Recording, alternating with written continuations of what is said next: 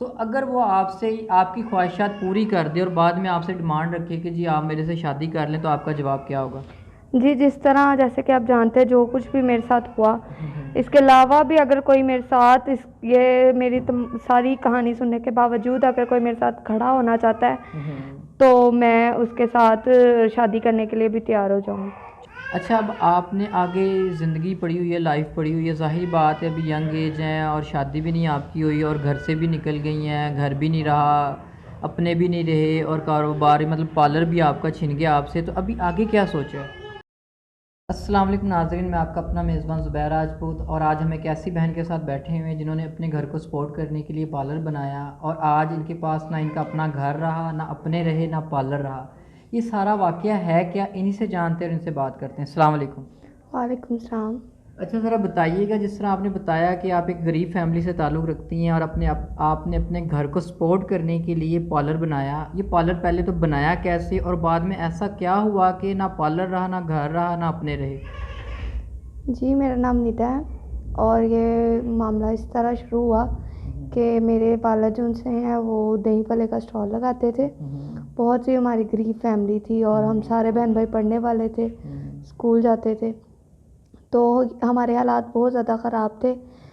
गुज़ारा तो हो जाता था लेकिन बहुत मुश्किल से। तो मैंने जब अपने घर के हालात देखती थी, वालदा को देखती थी, वालिद को परेशान होता देखती थी, तो मैंने ये सारा सोच समझ के फिर मैंने बहुत सोचने के बाद मैंने अपने वालिद से बात की कि मैं क्यों ना पार्लर का काम शुरू कर लूँ या कोई काम ऐसा जो कर लूँ। मैं आपको अपना आपका ना बेटा बन के दिखाना चाहती हूँ, क्योंकि बाकी तो बहन भाई मेरे छोटे थे। अभी तो मैंने अपनी पढ़ाई छोड़ दी घर के हालात की वजह से, अच्छा। और मैंने अपने वालदैन को कहा कि मैंने पार्लर का काम शुरू करना है, क्योंकि काफ़ी हद तक मुझे पार्लर का काम आता था। मैंने अपने पार्लर का काम शुरू किया। वालदैन पहले तो नहीं मानते थे, क्योंकि हमारे फैमिली में बाहर निकलना, बाहर लड़कियों का जाना अच्छा नहीं समझा जाता था, क्योंकि गरीब ख़ानदान की और बच्चियों के लिए इज़्ज़त बहुत ज़्यादा होती थी। तो वालदैन मेरा ना बाहर निकलना अच्छा नहीं समझते थे, मुनासिब नहीं समझते थे। बहुत मनाने के बाद मुझे महीना दो लग गए उनको मनाते मनाते। अच्छा। तो मैंने अब आखिरकार मैंने अपना कशफ से कर्ज़ा लिया। अच्छा, और मतलब आपके पास इतने पैसे भी नहीं थे कि पार्लर को स्टार्ट कर सकें, उसके लिए भी कर्जा लेना पड़ा? जी, मैंने बताया तो था कि घर का हमारे रेंट पे घर है, तो हम्म। बड़े मुश्किल से गुजारा होता था, तो इसी वजह से मुझे कर्ज़ा लेना मेरे लिए ज़रूरी था। हम्म। तो मैंने कशफ से कर्ज़ा लिया था और फिर मैंने पार्लर का काम शुरू किया। पार्लर का काम शुरू करने के लिए मुझे 30-40 हज़ार रुपया थोड़े बहुत पैसे मिले। हम्म। मैंने थोड़ी बहुत ही चीज़ें लेके अपने पार्लर का काम शुरू कर लिया, लेकिन ना वो पार्लर का काम भी मुझे रास ना आया। अच्छा।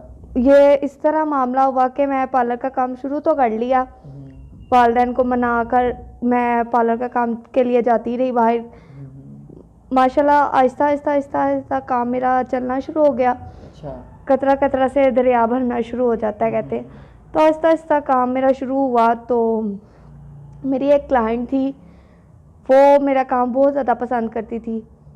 इवन के छोटा मोटा भी काम उन्होंने मुझसे करवाती थी और मेरी माने जैसे मेरी बहन ही बन चुकी हो। मतलब आपकी रेगुलर कस्टमर और वहाँ पे ही दोस्ती होगी? जी, वो मेरी रेगुलर कस्टमर और मेरी ना बहनों की तरह मुझे डील करती थी। हर खुशी गमी पर मेरे साथ होती थी, मेरा साथ देती थी। लेकिन मुझे नहीं पता था कि उनके माइंड में क्या चलता है मेरे बारे में, क्या नहीं। लेकिन उनकी ये ख़ास बात थी कि वो जब भी आती मुझे यही तनाज़ा करती कि मेरे घर तशरीफ़ लाएँ, मुझे अपनी खिदमत का मौका दें, मैं आपकी दावत करना चाहती हूँ। अच्छा। तो मैं तो दोस्ती के नाते मैं कभी इग्नोर भी कर देती और कभी मैं सोच में बैठती, तो फिर काम की मसरूफियत की वजह से मुझे जाना ही नहीं होता था। तो ईद जैसे ईद आई, काम का रश बहुत बढ़ गया। मैं काम करती थी और फिर चांद रात वाले दिन मैंने पूरी चांद रात काम पे गुजारी और फिर मैं सुबह के दिन ईद वाले दिन मैंने रेस्ट किया, सोई सोई रही और पूरे दिन मैंने रेस्ट किया, क्योंकि रात को मैं काफ़ी थक चुकी थी काम कर कर के और हम लोग कहीं जाते भी नहीं थे। तो मैंने सोचा कि क्यों ना मेरी दोस्त मुझे बहुत करती थी कि मेरे घर आए मेरे घर आए, क्यों ना मैं अपनी दोस्त के यहाँ ही चली जाऊँ। तो मैंने ये सोच कर उसको कॉल की अपनी दोस्त को कि मैंने आपके घर आना चाहती हूँ। वो मेरी इस कॉल पे बड़ा खुश हुई, कहती है ठीक है आप आ जाए। अच्छा। और मैं उसके मतलब उसने मुझे ड्रेस वगैरह समझाया, मैं उसके घर गई। तो घर जाने पर वो घर में जब मैं उस ड्रेस पे पहुंची, उन्हें दरवाज़ा खोला और घर में सिर्फ वो अकेली थी उस टाइम। अच्छा, मतलब घर में कोई भी नहीं था? नहीं, उस टाइम घर पे कोई नहीं था तो उनके। आपने पूछा नहीं आपकी फैमिली किधर है? जी मैंने पूछा कि आपके बाकी फैमिली बच्चे वो लोग कहाँ सारे। और उसने बहाना किया कि ईद की वजह से सारे बाहर चले गए हैं, अपने गांव चले गए हैं, तो मैं तो सिर्फ तुम्हारी वजह से नहीं गई। अच्छा। तो मैंने कहा अच्छा। मैं फिर उसी भोलेपन में कि शायद ये मेरे से इतना सिंसेयर है कि मेरी वजह से अपने फैमिली के साथ भी नहीं गई। अच्छा। और कुछ ऐसा हुआ कि उसने मेरे लिए खाना शाना भी बनाया और मैंने खाना खाया। खाना खाने के बाद मैं थोड़ी देर बैठी, उसने मुझे कहा कि आप इस कमरे में बैठ जाए, दूसरे कमरे में ले गई। मैं बैठी रही वहाँ पर, मैंने पानी वगैरह, उसने मुझे जूस दिया ला के, और मैं नहीं जानती थी कि उसने उस जूस में क्या मिलाया है क्या नहीं। जैसे मैंने उसके तबार में ही आके वो जूस पी लिया। अच्छा। मुझे तो कुछ ऐसा इल्म भी नहीं था, मेरे जहन में भी नहीं था कि ये इसके दिल में मेरे लिए क्या मकारी चल रही है। अच्छा। तो मैंने जैसे वो जूस पिया, उसके थोड़ी देर बाद ही मुझे ना अजीब सा फील होना शुरू हो गया, चक्कर से आना शुरू हो गए, मुझे सब धुंधला धुंधला सा नज़र आना शुरू हो गया। इतनी देर में मैं देखती हूँ कि एक बैठक से ना 3 लड़के निकल रहे हैं, और जो ही मैं देखती हूँ तो उस टाइम मुझे बिल्कुल होश नहीं थी और मैं अपनी होश खोए बैठी थी। अच्छा। और मैं बेहोश हो गई, फिर आगे मुझे नहीं पता चला। लेकिन इतना होश है आपको कि जब इंटरेस्ट, जब 3 लड़के कमरे में इंटर हुए, वो आपको याद है? हाँ जी, मैंने ये देखा था कि 3 लड़के एंटर हुए हैं। अच्छा, फिर आगे क्या हुआ? लेकिन मुझे इतनी होश नहीं रही कि मैं ये भी जान सकूं कि मेरे साथ क्या हो रहा है या क्या नहीं। 5 घंटों के लिए मैं तो बेहोश हो गई थी। अच्छा। और मुझे कुछ भी इल्म ना था कि मेरे साथ क्या हो रहा है। जो ही 5-6 घंटों बाद मुझे होश आई और फिर मैंने देखा तो कमरे में मैंने अपने आप को और अपनी दोस्त को ही पाया। उस टाइम कोई लड़का नहीं था वहाँ पे।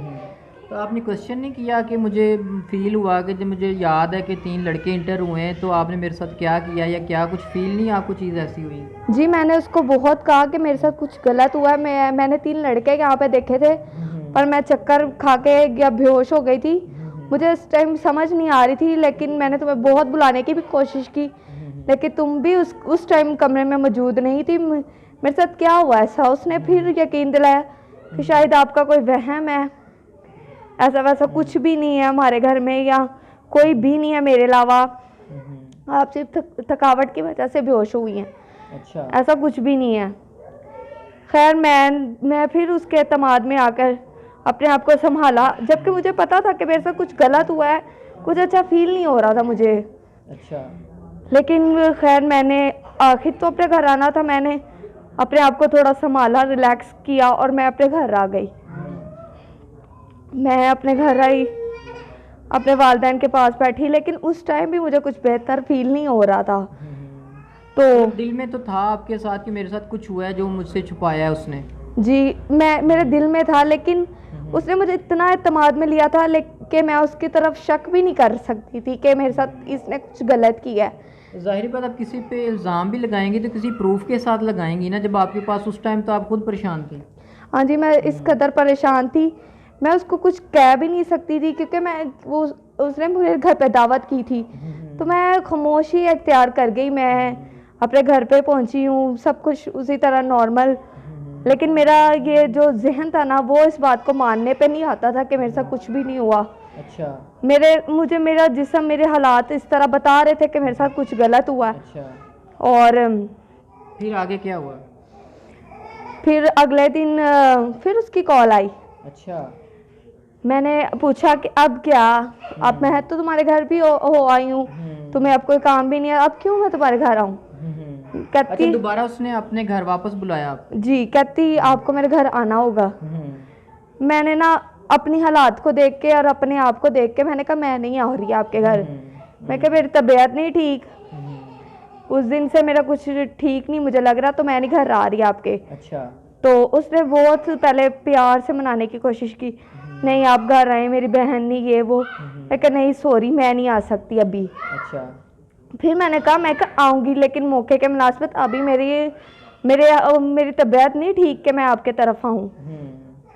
काफ़ी उसने एंड पे मुझसे लड़ना शुरू कर दिया।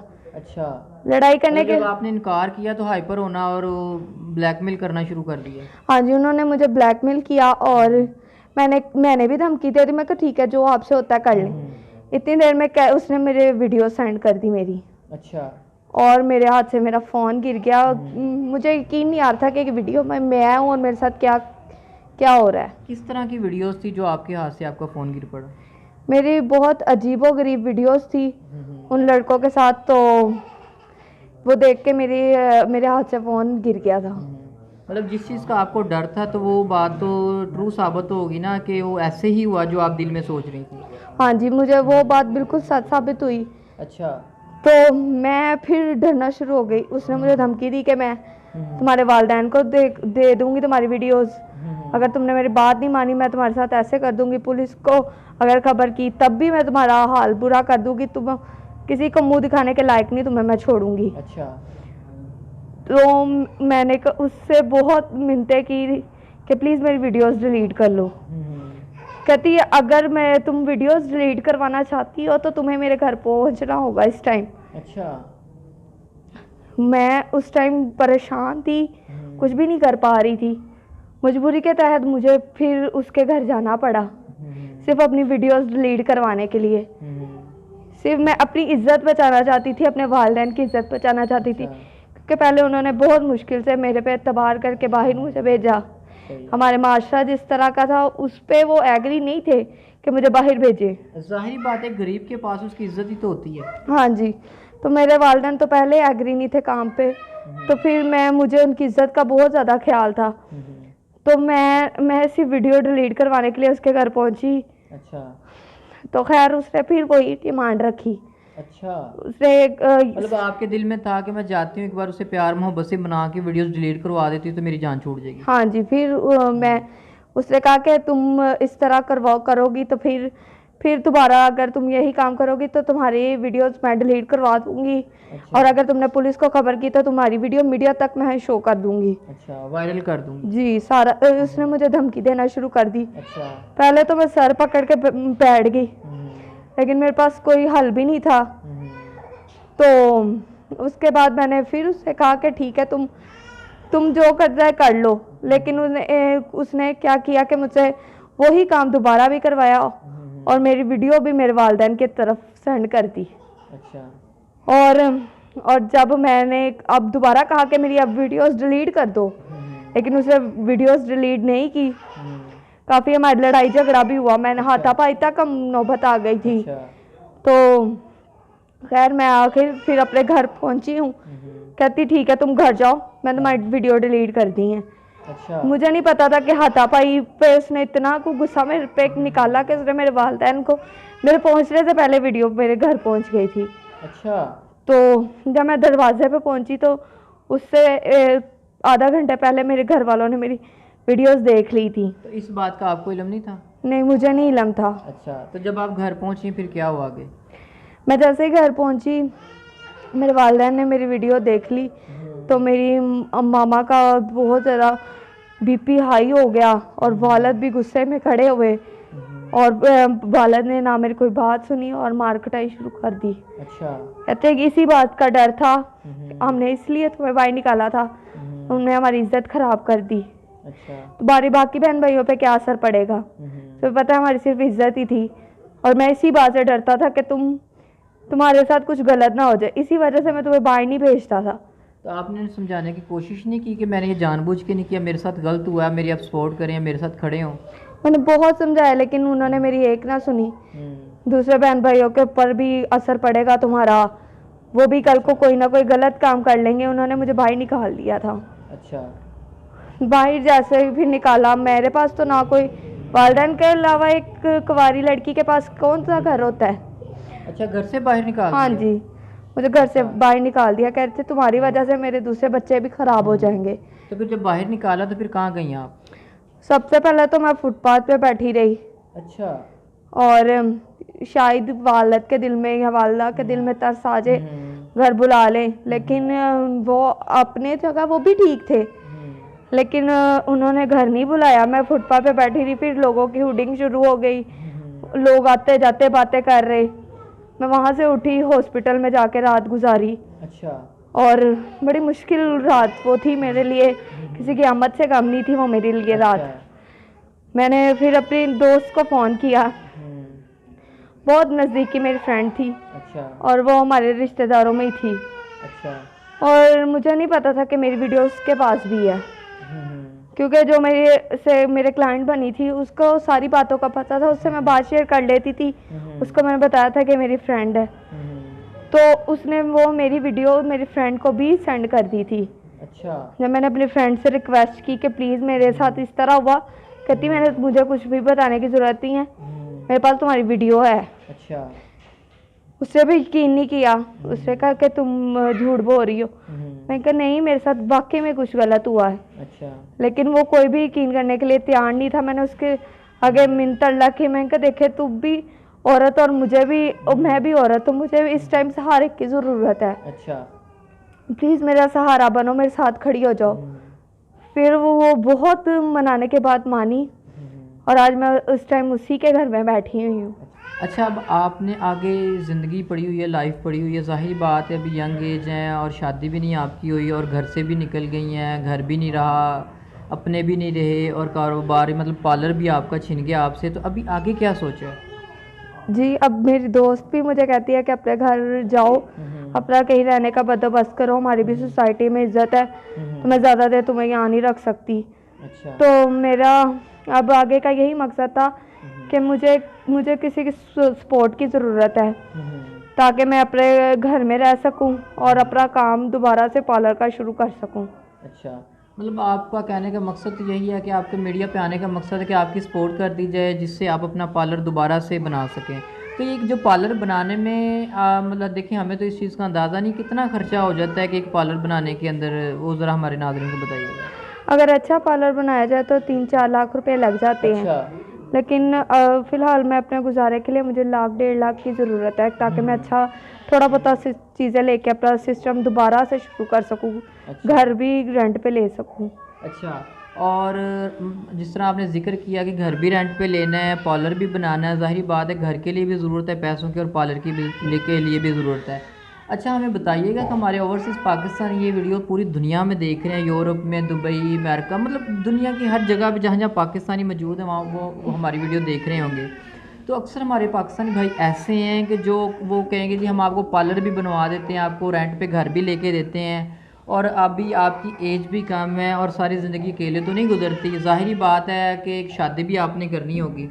अगर कोई ऐसा ओवरसीज़ पाकिस्तानी कुछ वो कहे कि जी मैं आपको पार्लर भी बना के देता हूँ, मैं आपको घर भी, अच्छा घर जो रेंट पे लेके देता हूँ या अपना घर लेके देता हूँ, तो अगर वो आपसे आपकी ख्वाहिशात पूरी कर दे और बाद में आपसे डिमांड रखे कि जी आप मेरे से शादी कर लें, तो आपका जवाब क्या होगा?